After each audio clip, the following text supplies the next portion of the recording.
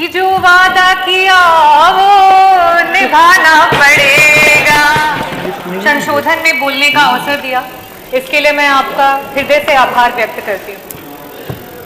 परंतु अध्यक्ष जी, इस सदन और इस सरकार से जनता यह भी नहीं कह सकती कि जो वादा किया वो निभाना पड़ेगा और जनता का पैसा चुकाना पड़ेगा। अध्यक्ष जी, पहले सत्र में मुख्यमंत्री जी आते हैं और कहते हैं कि हमारी विधायक निधि को उन्होंने बढ़ा दिया, और जब आज हमारा द्वितीय बजट सत्र चल रहा है वहां पे हमारे आदरणीय वित्त मंत्री जी कहते हैं कि वो तो सिर्फ और सिर्फ एक घोषणा थी, समय तो सुनिश्चित किया ही नहीं गया। तो आदरणीय अध्यक्ष महोदय, उसी प्रकार से ये जो अभिभाषण हुआ, ये जो बजट प्रस्तुत हुआ, इन्वेस्टर समिट मीट जो 2018 में हुआ और 2023 में हुआ, ये सब की सब घोषणाएं हैं और जनता ये जान रही है कि इसका समय अभी तक सुनिश्चित नहीं हो पाया है। और आप लोग क्यों घबराते हैं जब विपक्ष ये कहता है कि तुम्हारी फाइल में जो गांव हैं उनके मौसम गुलाबी हैं, यह आंकड़े झूठे हैं और ये जो दावे हैं वो किताबी हैं। और ये बड़ा ही सीरियस मैटर है, क्योंकि ये crisis of credibility of leadership है अध्यक्ष महोदय, और इसको संज्ञान में लेना चाहिए। अभिभाषण के दौरान और काफी सारे हमारे जो पक्ष के सदस्य हैं उन्होंने बहुत तारीफें की और कहा कि प्रदेश इस विभाग में 1 नंबर पे पहुंच चुका है, उस विभाग में 1 नंबर पे पहुंच चुका है। बिल्कुल सही कहा आप लोगों ने। मैं भी बारी बारी उत्तर प्रदेश का कौन सा विभाग किस नंबर पे पहुंच चुका है वो आपके सामने बताऊंगी, और प्लीज मेज थपथपाने से आप लोग मत रुकिएगा। कल उप मुख्यमंत्री जी बहुत तारीफ कर रहे थे, अपने नंबर ऑफ सीएससी पीएससी की बातें कर रहे थे। मैं आपको बताना चाहूंगी, और ये जो आंकड़े हैं मैं टेबल कर दूंगी अध्यक्ष जी, ये जो आंकड़े हैं ये आपके ही सेंट्रल की जो सरकार है उसके आंकड़े हैं, जो बताता है कि अगर हम मैटरनल मोर्टेलिटी रेट की बात करें, प्रसव और गर्भ की अवस्था के दौरान जो मृत्यु होती है, आज हमारा जो उत्तर प्रदेश है 167 पर लाख लाइव बर्थ हमारे यहाँ डेथ हो रही है। हमसे बेहतर तो बिहार है, हमसे बेहतर तो बिहार है जहां सिर्फ और सिर्फ 130 हो रही है। अगर हम बात करें नॉन कम्युनिकेबल डिजीजेस की, जिसमें मधुमेह और रक्तचाप जैसी गंभीर बीमारियां होती हैं, जिससे आए दिन हार्ट अटैक आते हैं और लोगों की मृत्यु हो जाती है, और बिल्कुल सही कहा आपने, उत्तर प्रदेश उसमें नंबर 1 पे है। अगर हम बात करें सीएससी और पीएससी की, तो नंबर और सीएससी पीएससी तो कम है ही है, लेकिन साथ ही साथ कम doctor, less than 50% of doctors में भी हम नंबर 1 हैं। अगर हम बात करें पीएससी और सीएससी पे मूलभूत सुविधाओं की, अगर हम बात करें ईसीजी मशीन की, जिससे कि क्विक आप कम से कम ये पता कर सके कि वो मायोकार्डियल इंफार्क्शन का पेशेंट है, और उसको एक इमरजेंसी मेडिसिन दे करके 45 मिनट हाथ में अगर रख करके उसे एक हायर रेफरल सेंटर पे भेज सके। आज हमारे पास ईसीजी की भी सुविधा उपलब्ध नहीं है और हम नंबर 1 पे हैं।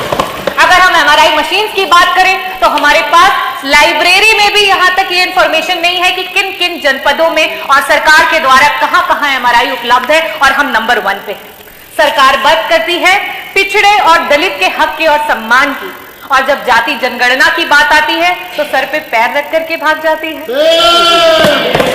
आज जब विपक्ष ने बात उठाई कि जाति जनगणना करवानी चाहिए, तो आदरणीय मंत्री जी कल वहां बैठे थे और कह रहे थे कि बिहार की आप बातें करते हैं, बिहार तो बड़ा ही खराब है, बिहार में ये होता है वो होता है। बिहार अगर खराब है और उसके बावजूद भी अगर दलित और पिछड़ों का सम्मान कर रहा है, तो आप क्यों धर्म की राजनीति कर रहे हैं? आप क्यों नहीं सम्मान कर रहे हैं दलितों और पिछड़ों का? आप सिर्फ चुनावी दौरान में आपके कार्यकर्ता जो हैं वो जाते हैं ग्राम सभाओं में और दलित बस्तियों में, और मैं बताती हूँ क्या बातें होती हैं। पूछते हैं क्या भाई कौन जात हो, तो कहता है दलित हूं साहिब। कहते हैं अरे नहीं नहीं किसमें आते हो, तो बेचारा दुख का मारा कहता है आते हैं साहिब, आपकी गाली में आते हैं, गंदी नाली में आते हैं, और अलग की हुई थाली में आते हैं साहिब। तो कहता है हम तो सोचे तुम हिंदू में आते हो। बोले आते हैं ना साहिब, लेकिन सिर्फ और सिर्फ आपके चुनाव में। और आप हक की बात करते हैं, आपके एनसीआरबी के आंकड़े बता रहे हैं कि आपके प्रदेश में सबसे ज्यादा एससी और एसटी कम्युनिटी पे जो है वो क्राइम्स हुए। आज कानून व्यवस्था की बात पर पीठ थपथपाई जा रही है और एनसीआरबी के आंकड़ों को बताया जा रहा है। मैं आपसे ये कहना चाहती हूं, आपकी जो जीरो टॉलरेंस अगेंस्ट क्राइम की जो सरकार है वो सिर्फ और सिर्फ ढकोसलेबाजी है।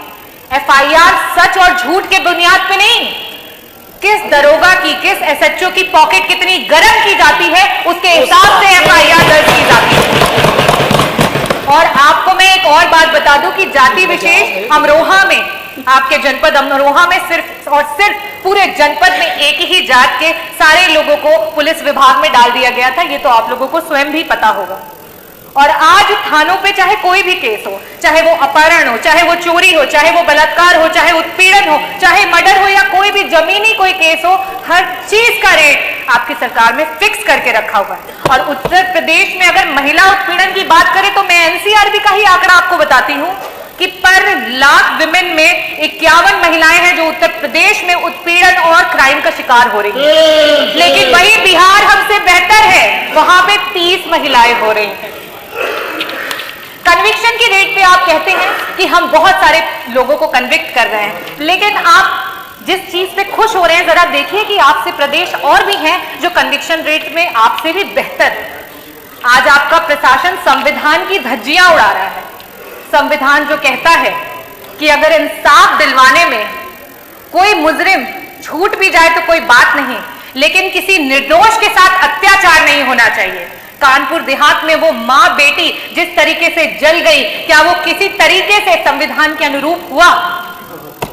आज ये बुलडोजर सरकार है जहां सबने अपने होठ सी लिए, उस पे कुछ चंद लाइनें बोलूंगी।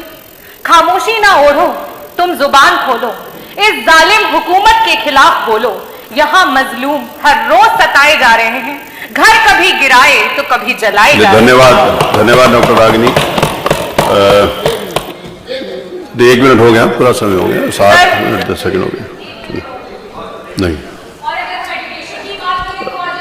श्रीमती रजनी तिवारी, धन्यवाद। मुझे लग रहा था आप बिहार में भाषण दे रही हैं। मेरी बात सारी करनी चाहिए लेकिन समय की सीमा।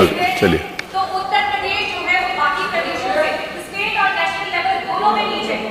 और मैं लास्ट में बोलना चाहूंगी माननीय अध्यक्ष जी, आप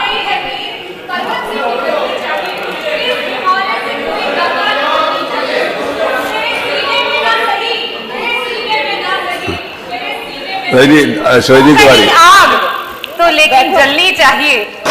माननीय अध्यक्ष जी, आपने मुझे महामहिम